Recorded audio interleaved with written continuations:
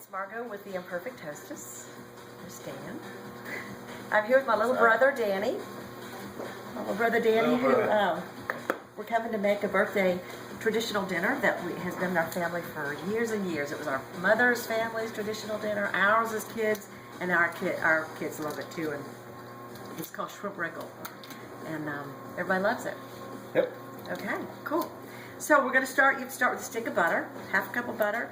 It should be a 1-to-1 ratio of butter and flour because you're making a bechamel sauce. But I always put a little bit more flour in it because mine tends to be a little bit runny. So anyway, that's how we're going to start. We're going to melt some butter. All right, Danny's going to start by.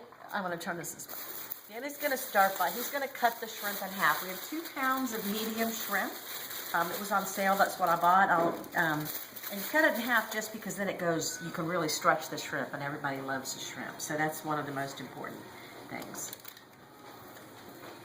So cut the shrimp in half.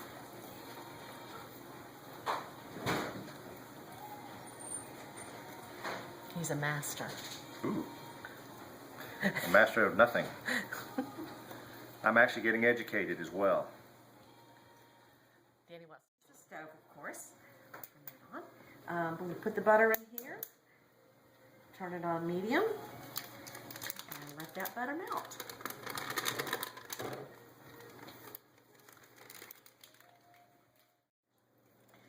The butter's about ready, it's melted. What I've done in the microwave, I've taken the milk, I've got basically 2 quarts of milk, half of a gallon, and warmed it up in the microwave. Not hot, just warm. So that when I pour it into the flour and butter mix, it won't seize up. I used to do that. I used to pour it in cold and it would seize up, and it would take a good 10 minutes to get it warmed back up again, which was crazy. Let me grab a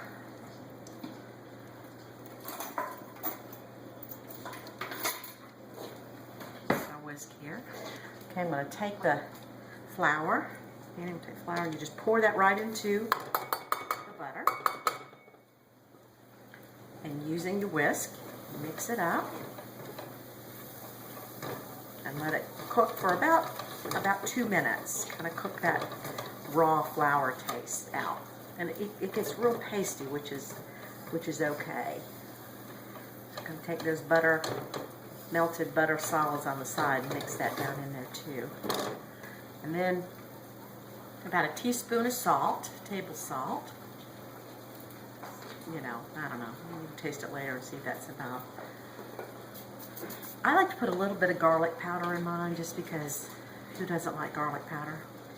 Garlic in anything. Just a little bit. It's a nice compliment for the shrimp. Maybe, I don't know, maybe a quarter to a half a teaspoon, whatever you decide.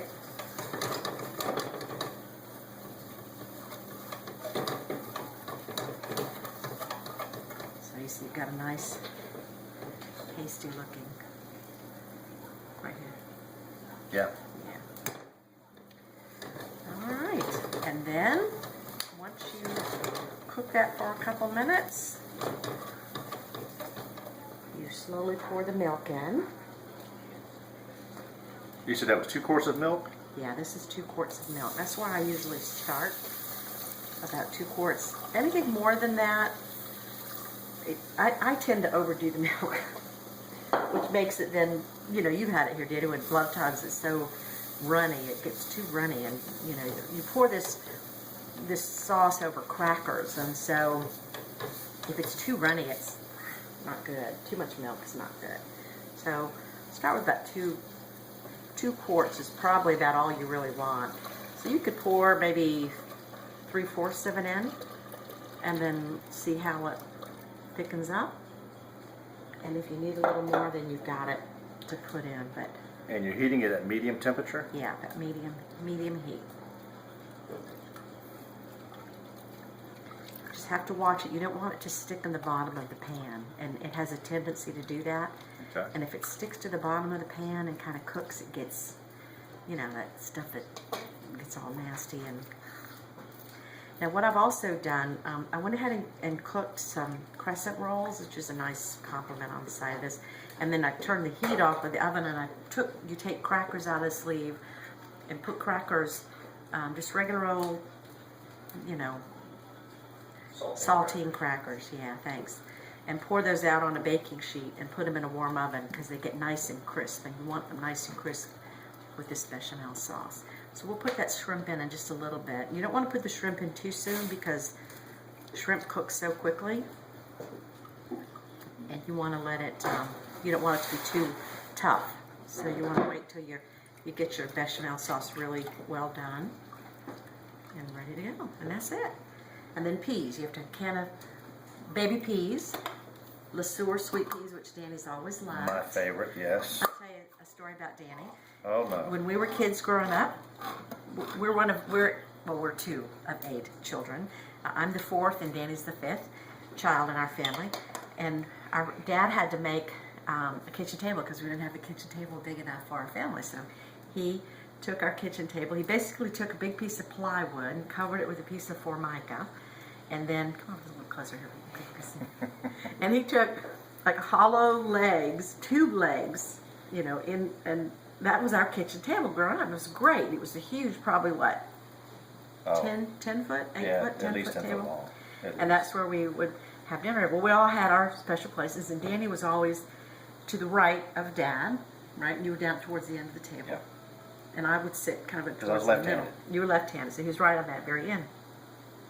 But anyway, our mom was always really clear on what she served. She expected you to eat. You couldn't get up until after you had eaten everything that Mama had served. And so, was it peas you didn't like? No, it was mashed potatoes. Mashed potatoes? And beans. And beans. Mashed potatoes. Yes. I always thought it was peas. No, Well, I anyway, love the peas. whatever. That's about it. But Danny miraculously always ate all of his food, you know, and he was a very picky eater, and he, you know, and he would sit there, and after a while, you know, he just finally figured, oh wow, Danny always got to get up, and the rest of us were, you know, kind of sitting around. Well, anyway, make a long story short, when we all left and Mom and Dad were breaking down that old table and bringing in a nicer table for them, they turned that table over, and all these dehydrated beans and whatever came flying out of the hollow leg that Danny for years had been stuffing into the leg. Hey, It worked. creativity. Hey, exactly. You got to do what you got to do. Oh Lord, yeah, I've never heard the end of that. That was an awesome. We learned how to dehydrate vegetables. It was awesome. Exactly. That's too funny. Okay, we'll go ahead and pour it. You can see it's going to be a little more. Yes. It looks a little lumpy right now, but as it gets hot, it will, that'll.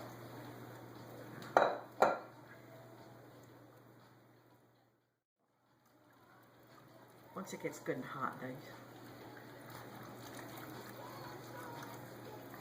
And what's the sauce you're calling this? Bechamel. Bechamel. Bechamel. Bechamel. It's French. French. This is a French dip because Right. our French dish. Our grandfather was French. Right. Victor Poulin. Victor, of course. Daniel That's Victor. That's right. That's right. So this came from his family. Our grandmother was Irish and our grandfather was French. A bit of black pepper in here. You can use white pepper, but we always use black pepper. If it starts to boil, which it's starting to do, you want to turn the heat down.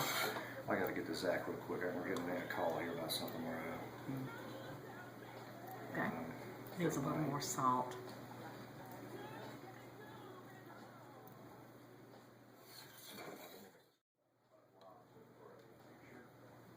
Does need a little more salt. Maybe another teaspoon or so. Nice and creamy right now.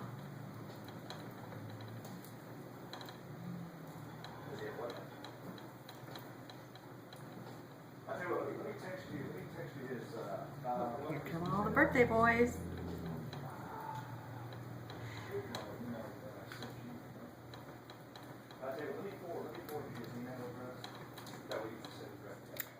At this point, I'm going to go ahead and add the shrimp.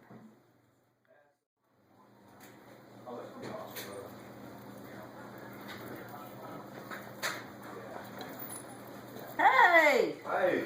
How you, birthday boy? Hey, Haley, how are ya? Good to see you. Just getting shrimp in. Hey, Jan, how are you, honey? Yeah. Good. Are you enjoying your school? Oh, I'm loving it. That's so awesome.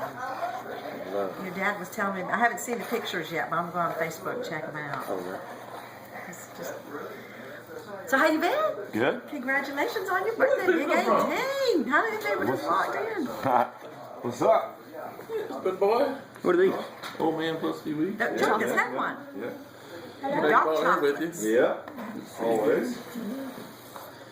What's the night, man? Saw some pictures of you upside down and backwards. And Oh, yeah. Goofing around. All right. Splinters. I know. That's great. Yeah. Sorry guys, I gotta get this email to Zach real quick, but man, that is great news.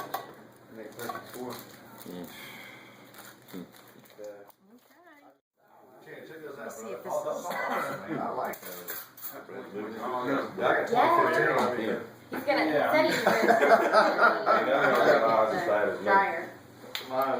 dryer. I hate Look Christmas. at you wash that. I'm sorry I missed that. So you just poured in the shrimp and poured I in did, the... and the peas, and that's it. A little bit more salt. It's very easy. It goes. The best thing about shrimp wriggle. I'm like, God. That's why I had contacts and I scratched my corn and that's what.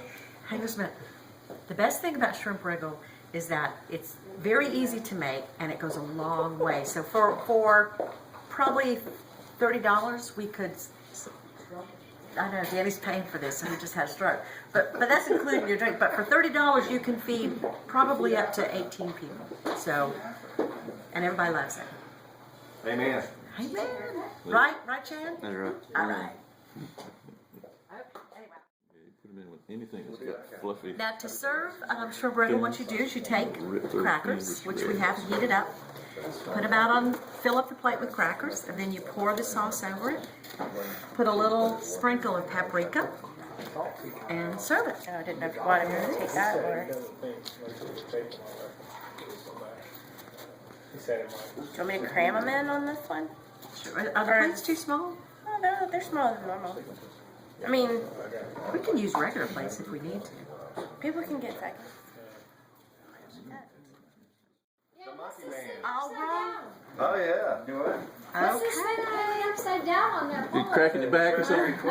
Trust your equipment. That's Oh. what's on Pretty trustworthy. Yeah. Up there. I was watching a video You had on to do YouTube some of that yesterday. This stuff, guy's didn't you? climbing a Huh? 1,500 That foot TV Nate commented those station pole. things. Yeah. And That's Have you stairway seen ahead. it? Oh my God. Okay, So I'm Griff. climbing step to step and he's doing, you know. did you need to I do gotta show anything? you. I gotta show you a video. Hey, you, was it stairway ahead? I'm not sure. I bet it was on. Hi. Is that good? It's very good. Insane. It's gotta be Dubai. Oh, come on now. I don't know. It's like big. It's like under construction or something. That is so cute. Hello. Right. I tasted it, yeah. Danny's on number 2. It's excellent. Very good.